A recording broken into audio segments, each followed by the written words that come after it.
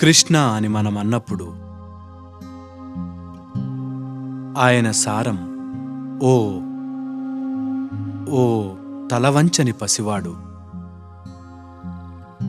ఓ అల్లరివాడు, మంత్రముగ్ధుల్ని చేసే వేణుమాధవుడు, సొగసైన నర్తకుడు, సమ్మోహపరిచే ప్రేమికుడు, శూరుడైన సైనికుడు, కర్కసుడైన యోధుడు, ప్రతి ఇంట్లో ఒక భగ్న ప్రేమికుని మిగిల్చేవాడు,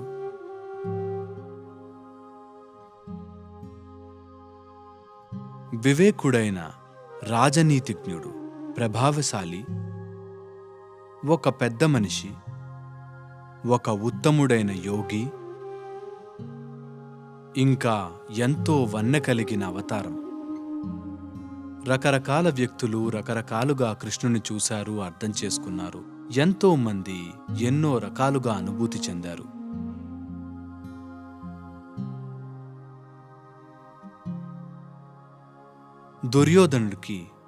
దుర్యోధనుడి దృష్టిలో పెద్దగా ఈ విషయాలేవి తెలియని వారికి నేను చెప్తున్నాను. ఎందుకంటే ఈ కథ యొక్క పూర్వాపరాలు, పరిస్థితులు తెలిస్తే కానీ ఆయన యొక్క వివిధ పార్శ్వాలు, ఉన్న పరిస్థితులు అర్థం కావు. అందుకనే ఆయన గురించి అన్నీ చెప్తాను. దుర్యోధనుడి గురించి చెప్పాలంటే ఆయనను ఉంచిన పరిస్థితుల కారణం చేత అభద్రతతో, ఒక కోపిష్టిగా, అత్యాశపరుడిగా, ఈర్ష్యతో జీవితమంతా అన్యాయం జరిగిందని అనుకునేవాడు. అందుకే ఆశ, కోపంతో తాను చేసిన చర్యల వల్ల అతడి వంశ వినాశనానికి అతడే కారణమయ్యాడు. of his whole race.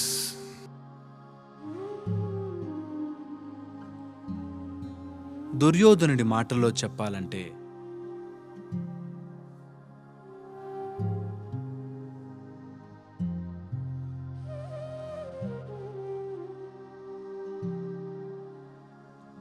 కృష్ణుడు ఒక చిరునవ్వులు చిందించే వంచకుడు. అతడు తినగలడు, తాగగలడు, ఆడగలడు, పాడగలడు, రతిక్రీడలాడగలడు, యుద్ధం చేయగలడు, ముసలమ్మలతో కబుర్లు చెప్పగలడు, పిల్లలతో ఆటలాడగలడు. అతను దేవుడని ఎవరన్నారు? దుర్యోధనుడిలా అనుకుంటాడు. శకుని మోసానికి, వంచనకి మారుపేరు. మోసగాడు.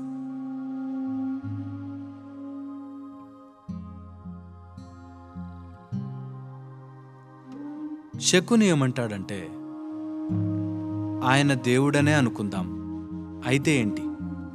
దేవుడు ఏం చేయగలడు? దేవుడు తనని మెప్పించే భక్తులను మాత్రమే మెప్పించగలడు. ఆయన దేవుడు అవ్వనివ్వండి, నాకు అతడు నచ్చడు. నీకు ఎవరైనా నచ్చనప్పుడు వాళ్ళని పొగడాలి. ఇది మోసం.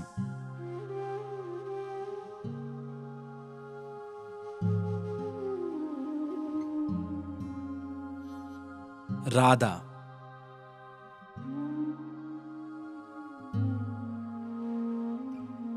కృష్ణుడి చిన్ననాటి ప్రేమిక, ఒక పాలపిల్ల, అమాయకమైన పల్లెపడచ్చు. కాని ఆవిడది చెదరని ప్రేమ, భక్తి. తాను ఎంత గొప్పదైందంటే ఆవిడని తలవకుండా కృష్ణుడిని తలవలేం. మనం కృష్ణ రాధే అనం, రాధే కృష్ణ అంటాం.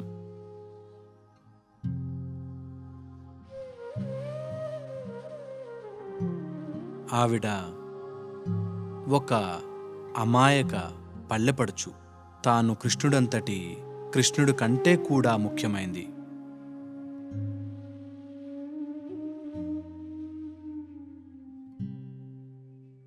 ఆవిడిలా అంది, కృష్ణుడు నాతో ఉన్నాడు, ఆయన ఎక్కడున్నా నాతోనే ఉన్నాడు, ఎవరితో ఉన్నా నాతోనే ఉన్నాడు అని. అది ఆవిడ దృష్టికోణం. వైనతేయుడు, గరుడాధిపతి, పెద్ద కొడుకైన యువకుడు, గోమంతక పర్వతాలలో నివసించేవాడు. అతను యువకుడే. ఒక వ్యాధి వల్ల అతడు వికలాంగుడయ్యాడు. ఈ యువకుడు కృష్ణుడిని కలవగానే కృష్ణుడు అతనిని నడిచేలా చేశాడు. అందుకే వైనతేయుడు అతడు దేవుడు దేవుడు అన్నాడు.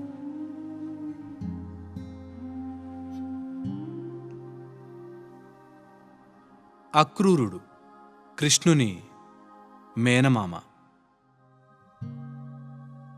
ఒక జ్ఞాని, సాధువు వంటివాడు.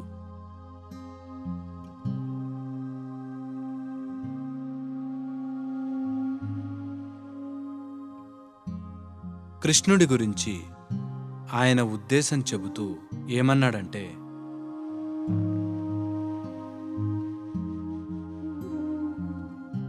నేను కృష్ణుణ్ణి చూడగానే ఈ చిత్రమైన పిల్లవాడిలో నాకు సూర్యుడు, చంద్రుడు, సప్త నక్షత్రాలు చుట్టూ తిరుగుతున్నట్టుగా అనిపిస్తుంది. అతను మాట్లాడితే ఆ స్వరంలో అనంతం ధ్వనిస్తుంది.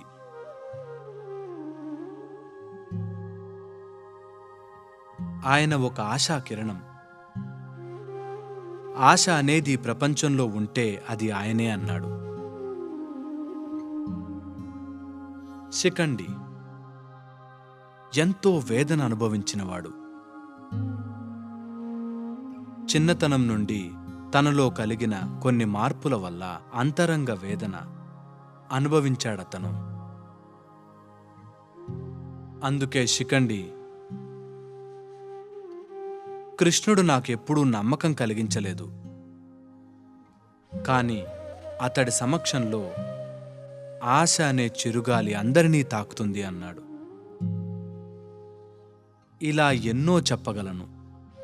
వేర్వేరు వ్యక్తులు కృష్ణుడిలోని వేర్వేరు పార్శ్వాలను చూశారు. కొందరు అతడు దేవుడు, కొందరికి కపటి, కొందరికి ప్రేమికుడు, కొందరికి యోధుడు. ఆయన ఎన్నో.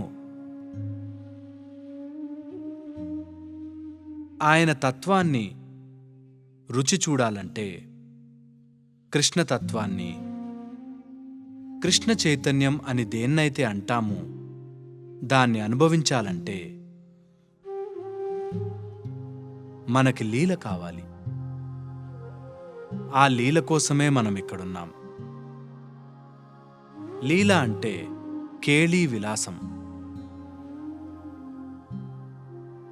ఇది గంభీరంగా ఉండేవారికి కాదు. మీరలాంటి వారా?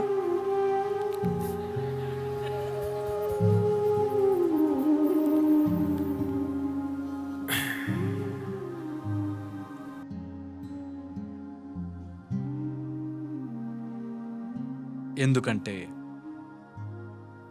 నేను కేళి అన్నప్పుడు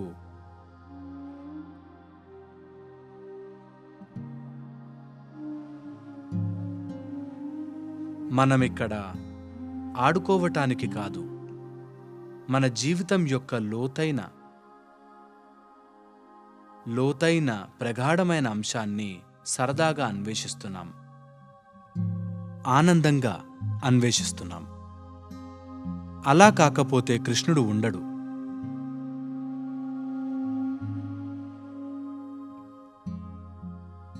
జీవితంలోని లోతైన పార్శ్వాలని మనుషులు ఇంత పెద్ద ఎత్తులో మనకి అనుభూతి చెందలేకపోతున్నారంటే దానికి కారణం వారికి ఉల్లాసంగా ఉండడం తెలియదు. ఈ మార్గాన్ని మీరు ఉల్లాసంతో అన్వేషించాలంటే, మీరు సరదాగా ఉండాలంటే, మీ హృదయం నిండా ప్రేమ ఉండాలి, మనసు నిండా సంతోషం, ఒక ఉత్సాహవంతమైన శరీరం ఉండాలి. లేకపోతే లీల లేనట్టే. సుమన్ టీవీలో మీ పర్సనల్ అండ్ బిజినెస్ ప్రమోషన్స్ కోసం కింది నెంబర్కి కాంటాక్ట్ చేయండి.